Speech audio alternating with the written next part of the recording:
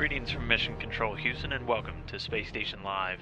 You're joining us here inside of the International Space Station Flight Control Room, located at the Johnson Space Center in Houston, Texas, looking down at the Orbit 2 team as they man the consoles throughout this control room, monitoring all the systems on board the orbiting laboratory.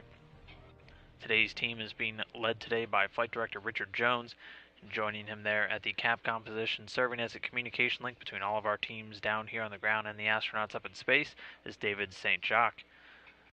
And those astronauts up in space right now, the international crew of 6 members from nations across the globe of Expedition 36. They're being led by Russian cosmonaut Pavel Vinogradov. Joining him, 2 fellow Russians, Alexander Mazurkin and Fyodor Yurchikhin. We also currently have 2 NASA astronauts on board, Chris Cassidy and Karen Nyberg, both on their second space flights. Rounding out the crew from the European Space Agency, Italian Luca Parmitano. The crew starting up their work week this week. We'll start off with Commander Pavel Vinogradov, who is moving throughout the Russian segment today, taking some photographs of the air duct work throughout the Russian ventilation system and downlinking those to the ground. He'll also be the first of the 3 Russian cosmonauts to do a physical fitness evaluation.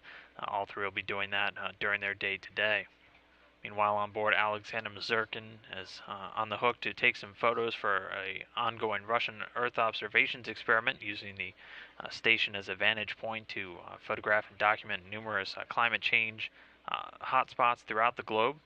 He'll also be inside of the Progress 50P vehicle, transferring some of the cargo from that over into the station.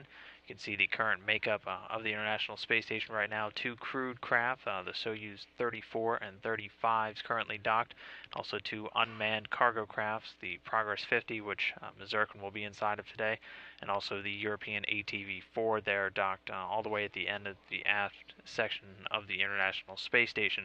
NASA astronaut Chris Cassidy is doing quite a bit of prep work for an upcoming spacewalk that he'll be taking part in.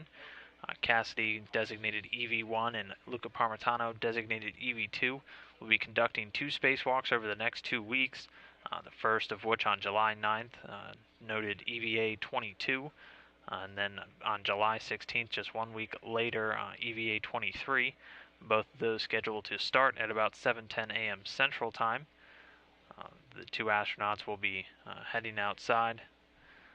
Again, you can see those will begin at 7:10 a.m. Central Time, 8:10 Eastern Time, and we'll be bringing you live coverage here on NASA TV.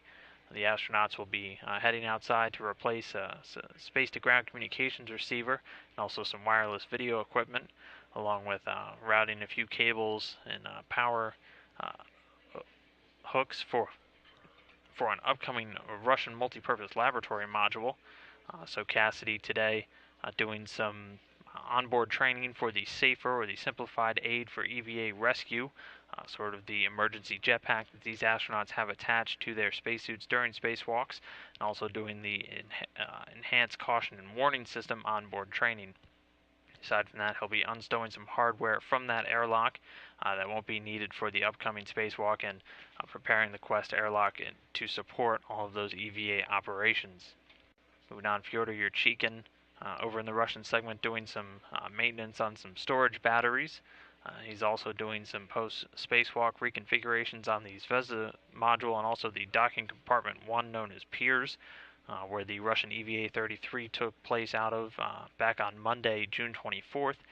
That was a 6.5-hour spacewalk from Yurchikhin and Mazurkin, who were outside installing a number of cable clamps, handrails, and testing some rendezvous equipment, also for that upcoming Russian laboratory module scheduled to launch a little bit later this year.